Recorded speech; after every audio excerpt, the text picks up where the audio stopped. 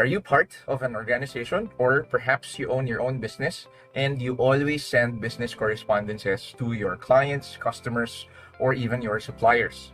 Ano ba ang mga dapat mong alam at tandaan every time you send a business communication to these people, to your recipients?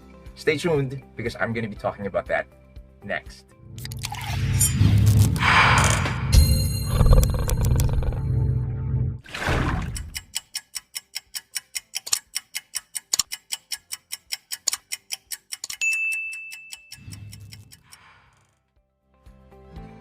Welcome back mga ka-VJ.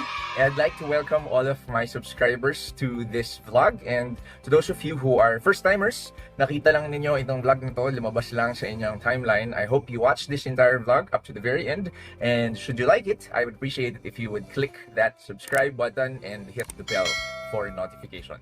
So now let's talk about effective business communication, or particularly the written medium of communicating. So we're going to be talking about effective business writing. So ngayon ang question, why is it important for you to know how to write well, especially dun sa mga business communication or correspondences mo? Okay? So as you may already know, itong galing mo sa pagsusulat, this can actually open doors for you and may actually help you succeed in business. But the irony of it all is, kahit na itong skill ng business writing ay isang skill na kailangan ng tao para maging successful in business, a lot of people in business actually do not write well. So, di ba ang ironic? So, pag-usapan natin, ano yung mga reasons bakit ba ang mga tao hindi magaling magsulat ng business communication? Okay, I can think of top of mind 3 reasons. So, number 1 being the most basic, ito yung lack of practice. Kasi ba sabi nila, practice makes perfect. O, di ba? So kahit hindi naman perfection, no, it's really more of your familiarity with it, and hopefully, no, eventually or consequently, your expertise, no, in the skill of business writing. Okay, so kapag ikaw ay consistent na nagpa-practice ka, nasasanay ka, no? By saying that, dapat yung pinapractice mo yung tama. Okay, so consistently, you form a habit, okay, and you get used to it, and you get closer and closer to being an expert in writing business correspondences. Second cause na naiisip ko ay being too lax. Okay, ano yung ibig sabihin nun? No? Yung, ano bang kabaligtaran ng lax? Yung hindi ka strict with your output or with your quality. Okay, maaring you yourself, okay, masyado kang chill, okay, masyado kang relaxed na, pwede na yan.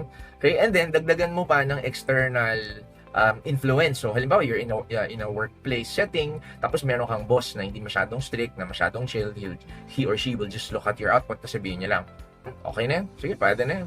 Okay, so nakaka-create siya ng thinking na okay lang yung hindi maganda yung quality, or kaya yun nga, so hindi ka nagiging hard on yourself or being strict with yourself in terms of your outputs, kaya hindi nagiging magaling ang iyong output ng business communications mo. Okay, and the third that I can think of is yung pagiging too much colloquial or slang ng ating lingo.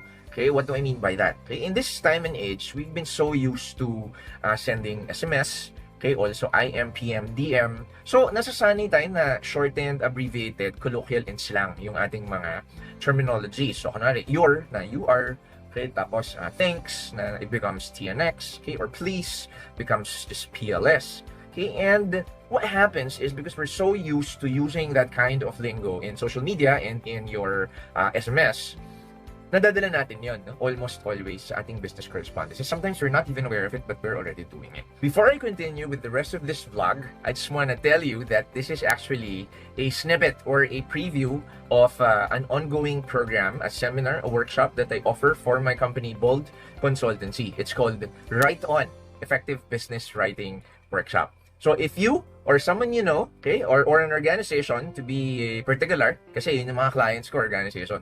If you know them, okay, and they're looking for a provider of business communication, okay, these are my contact details, okay, and I would appreciate it if you would actually hit me up or recommend me to your colleagues, friends, and loved ones.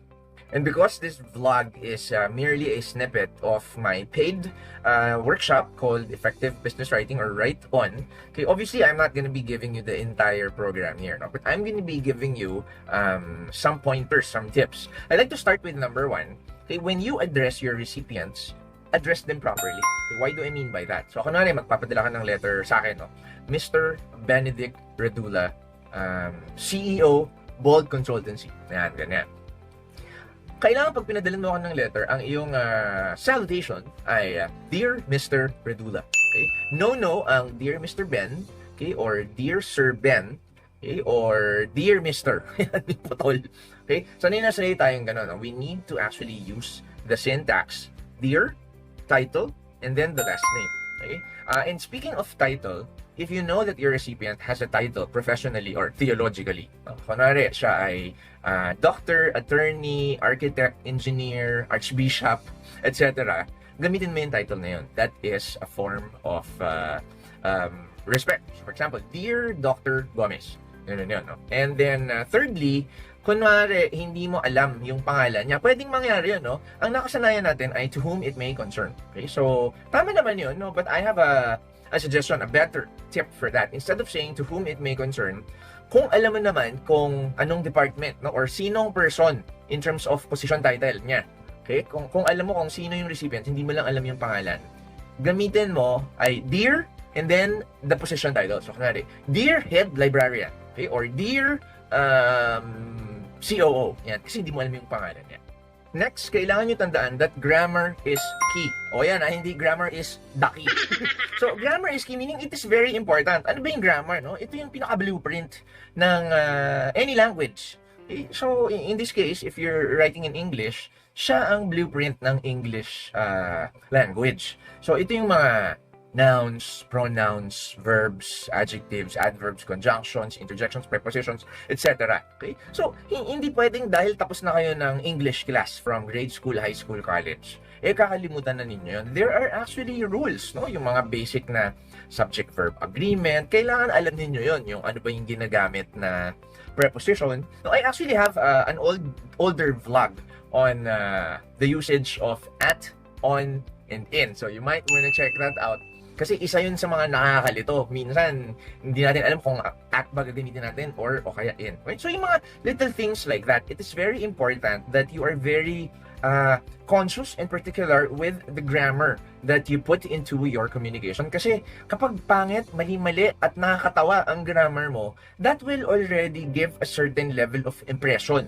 Okay, doon sa mga recipients, no? And by impression, I mean, they will have a bad impression. O number 3, make sure that you use the proper typeface as well as typecase. Magkaiba yun. Ano yung typeface at ano ang typecase? Let's start with the first one. When we say typeface, ito yung mga fonts that you use when you send your business correspondence. When you use a typeface, kailangan nang piliin ninyo yung formal, okay, formal na fonts, no? So, huwag kayo gumamit ng Comic Sans, tapos memo yung pinapadala mo. They will not take you seriously. Comic nga, di ba? So, wag Comic Sans, and also, in general, scripts, okay, yung mga cursive, okay, huwag kayong gumamit ng mga ganon. They don't have a place in business correspondences.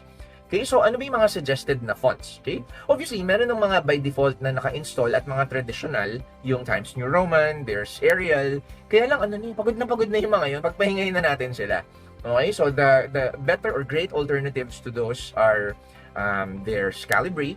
Okay, and ako din personally, I use Myriad Pro. Tapos from time to time, gumagamit din ako ng Open Sans. Okay, so yun yung sa typeface. Let's now talk about typecase. Ito naman yung case, okay, ng iyong sinusulat. Okay, so may uppercase, merong lowercase. Meaning, kapag ka ang iyong sentence ay magsisimula, obviously kailangan naka-uppercase ka na gagamitin. Tapos if it's the body of your sentence, kailangan naka-lowercase na siya. And that being said, under no circumstance must you send an email na lahat ay naka-uppercase. Naka-uppercase. Kasi ang ibig sabihin nun, parang sumisigaw. Okay, so remember to properly observe the proper use of typeface and typecase. Yung number 4, medyo marami tong mga subcategories, no? So, ang number 4 is keep it simple and clear. Okay? So, sisimulan ko sa unang sub na keeping it simple and clear. Okay? As much as possible, avoid using jargons, technical terms,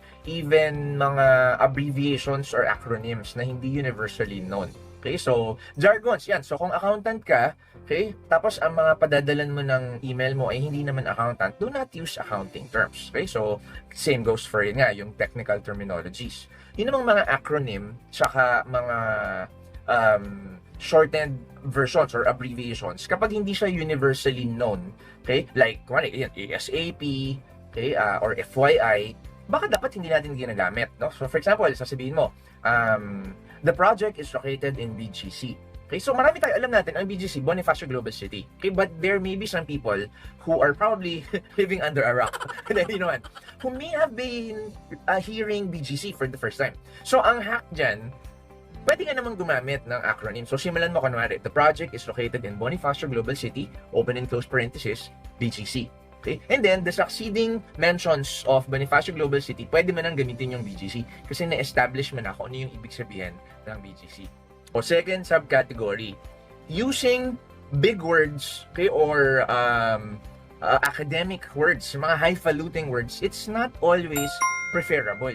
Kasi actually, meron ako nakitang vlog, no? Parang 2 or 3 na yung mga content creators na gumagawa ng ganung vlog. Sinasabi nila, okay, do not use simple everyday words. Kailangan daw mas academic, mas big words daw yung gagamitin mo. That's not always true. Okay, so hindi ako big fan nung kailangan mong gamitin yung mga big words when you can actually use simple or everyday words. Okay, so for example, naisip ko, instead of saying the project will initiate, okay, hindi mo kailangan sabihing initiate, you can just say the project will begin or it will start. Okay, tapos yung iba sasabihin subsequently. Okay, instead of saying subsequent, sabihin mo kunwari, pwedeng sasabihin na iba, in the subsequent pages of my report. You can just say in the next few pages of my report. Diba? I mean, it's the same message. Tapos hindi ka naman parang bobo na walang alam, no? I mean, saying next, it doesn't make you more stupid than someone who says subsequent. O pangatlo, as much as possible, use more specific terminologies. Iwasan ninyo yung vague o kaya open-ended terms. Ano yung example nito that I usually see in business communication? Okay, yung kunwari sasabihin, we'll be expecting it soon. Okay, kailan yung soon? Hindi mo alam yung soon. Okay, kailangan mas specific ka. And speaking of soon, huwag na tayong lumayo. Soon, narinig niyo yan sa ASAP or ASAP. Okay, ASAP. Ano ba ibig sabihin ng ASAP? Sasabihin sa as soon as possible. When we send a message to a recipient saying we need your report or your response ASAP, meron siyang sense of urgency kasi nga sinasabi mo as soon as possible. But you need to take into consideration na kapag sinabi mong ASAP, binibigay mo sa recipient ang ball game. Okay? Na parang sinasabi mo, you will please send me your report as soon as available ka or as soon as you can. Okay? So, maaaring yung ASAP niya, yung ASAP niya, maaaring hindi ngayon, maaaring hindi tonight, maaaring tomorrow pa yon. Okay? So, how do we address that? No? Kailangan mo siyang sagutin nga, 'di ba? Kailangan ka mag-send ng words na more specific. So, instead of saying ASAP, sabihin mo sa kanya, I will need your response to my email no later than 3 o'clock today. Okay? Or, please respond on or before Friday. Okay, or bigyan mo ng particular time, di ba? I need your response at 2 o'clock later. Yeah. Isip ko pang isang term doon yung kunwari, we only have a few stocks remaining. Ilan yung few? Okay? Sabihin mo na sa kanya kung ilan. Instead of saying we have a few stocks remaining, we only have 5 units remaining for our iPhone 13. Yan, ganon. So, very specific dapat ang words na ginagamit ninyo. O next, I need you to use more current or even contemporary phrases in your business correspondences. Okay? Meron tayong mga ginagamit na phrases sa ating mga sulat na masyado nang matanda, no? Na hindi naman siya mali, no? Tama siya, no? It's grammatically and academically correct, pero they've been so overused. Okay? And kailangan na nating pagpahingahin. So, ang naisip ko, marami akong naisip pero I'll give you a couple. So, number 1, further to our telecon dated 11 November 2022. Okay? Tama yun, no? Pero instead of saying further to our telecon is telephone conference. Okay? Sabihin mo sa kanya, following our phone call last November 22. Okay? Di ba? Mas conversational siya. I mean, when you're in front of a person, di mo naman sasabihin sa kanya, Ben, further to our telecon dated November 22. Hindi ganon, no? So, dapat parang normal na nagsasalita. So, yun yung una, further to our whatever, no? Ang pangalawa, our records indicate. Yeah. So, wag mo nang gawin ganon. Sabihin mo na lang, our records show, or sabihin mo, according to our records, okay, mas current yun, no? Tapos, ang aking personal favorite ay ang please find attached file. Sino sa inyo yung gumagamit niya? Taas ang kamay. Again, hindi mali ang please find attached, no? But, ako kasi I find it funny, why do you make them find an attachment? Itinago mo ba yung attachment? Hindi nakatago yung attachment, so don't say find attached. So, a better way of saying please find attached is, sabihin mo sa kanya, I have attached, kunwari, for your reference, I have attached the report for tardiness of the so-and-so in an Excel file called ganyan. Okay? So, specific ka na, tapos hindi mo pa siya inutusan na hanapin niya ang kanyang file na inattach mo. Dahil again, hindi siya nakatago o nawawala. Isang napaka-importanting pointer that I want to leave with you at the very end of this vlog is always proofread your business correspondences. At marami sa atin, especially when we're sending emails, no? Kaya ang hilig-hilig natin, type, send. Kaya ganyan yung ginagawa natin. And in the process, marami tayong nakakalimutan. Ang pinaka-naaalala ko dyan, sabi mo, yun nga, I have attached, ganyan. Tapos hindi mo naman in-attach, nakalimutan mo na. And by proofreading, you also, of course, going back to what I mentioned earlier, that grammar is key. Doon ka edit, no? Nakikita mo, nare-revise mo kung ano ba yung mali doon sa ginawa mo. Kaya kailangan basahin mo siya. No? When you read it, you have to put yourself in the shoes of the recipient. Okay? Whether it is a letter that is inquiring about something, a letter that is giving information, or a letter that is responding to an inquiry, kailangan na achieve ng letter mo ang iyong purpose. Because kung ikaw mismo na nagsulat ng letter mo, you did not understand ano yung purpose ng letter mo, then the letter would have been in vain or useless. Sometimes, when I'm in doubt, I will actually call one of my colleagues or my assistants or my boss, no? Tapos I will run it by them. Sabihin ko, naiintindihan mo ba? Malinaw ba? Okay, and then I will ask for comments, for feedback, for suggestions, how to make it better. Okay? Kasi nga, once you proofread your email, the chances of you creating a blunder, a mistake, or an error becomes smaller and smaller. So do not forget that. At the very, very end is make sure you proofread before you send your business correspondence. And that, ladies and gentlemen, is the end of this snippet of my business writing workshop called Write On. And again, these are my contact details. Okay, if you know anyone who may, or an organization specifically who may be in need of a workshop on effective business writing, okay, please let me know. Okay, and again, I'd appreciate your referrals. So from here in Orion, Bataan, I wish that you are all safe, healthy, vaccinated, and boosted, happy, loved, and being able to communicate effectively, especially with your written business communications. I will see you in my next vlog. This is 𝗟𝗶𝗸𝗲𝗏. If you like this video, please click like, share it on your social media, and if you haven't yet, click subscribe and that bell.